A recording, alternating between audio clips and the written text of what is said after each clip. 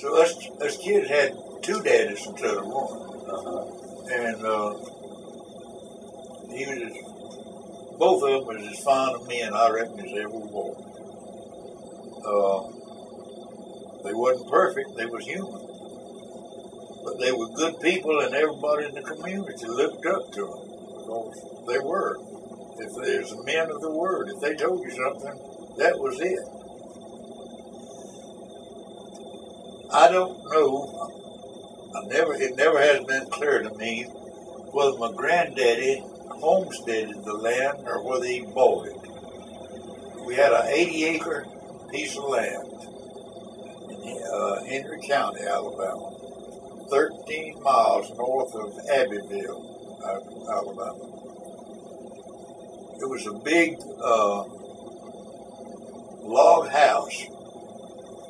When I say a big log house, there was two big rooms, and the rooms was east and west. On the north side was the county road to come through in front of the house. But our house was at least 100 yards back off of that road.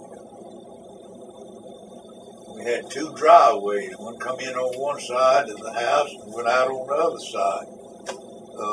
It's made a triangle for the front of the house.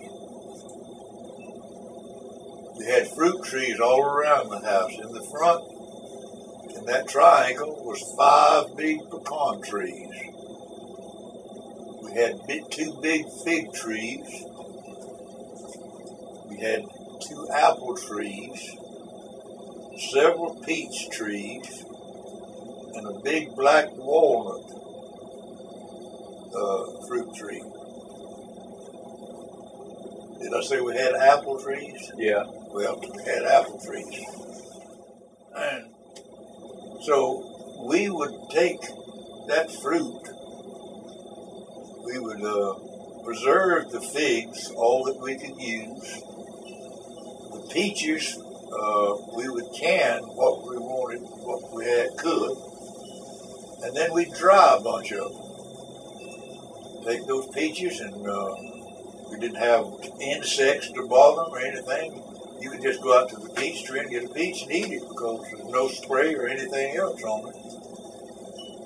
We would just take a knife and just slice it off in pieces. And Mom would take a bed sheet, we'd put them up on top of the chicken house in the sunshine and dry those things. And we'd let them just keep them in the sunshine, take them in every night so the dew wouldn't fall on them, put them back out the next morning. We would dry them until they were just as dry as they could be. You could chew on it and it was almost like a piece of leather. When they got dry like that, you could put them in any kind of a bag, put them in the house. There wasn't that many insects around, and keep them right on and on. And if you want to have a peach pie for dinner the next day, you had to remember to put the peaches in soak the night before. Let them soak overnight. By the next morning, they was pliable again. You could use them. So much for that. The apples we did the same way. We canned apples and we dried them. We even done vegetables. We dried peas, butter beans. Really? We dry them in the hull. Just go out and pick them, put them on the chicken house in that sheet. Let them dry. Either that or put them on.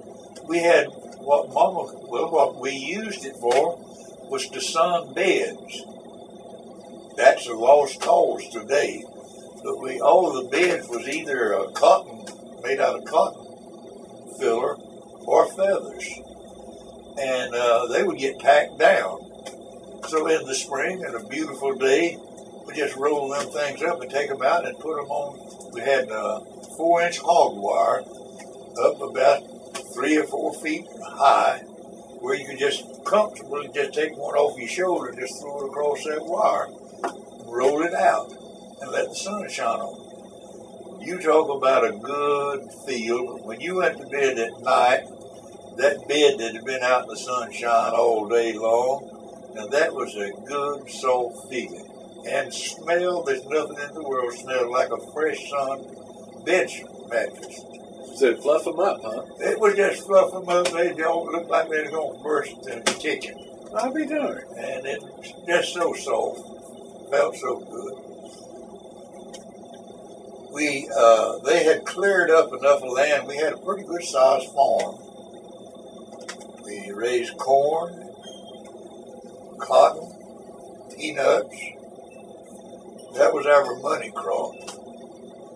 Then we had our vegetables that we grew. We grew potatoes, sugar cane. We made our own syrup. Had our own syrup. Did you have to take it to a mill, or did you? Yeah, we take it. We gathered and take it to the place where they made the syrup. Cane, get the juice, and then make the syrup. And that was a long process, but we enjoyed it.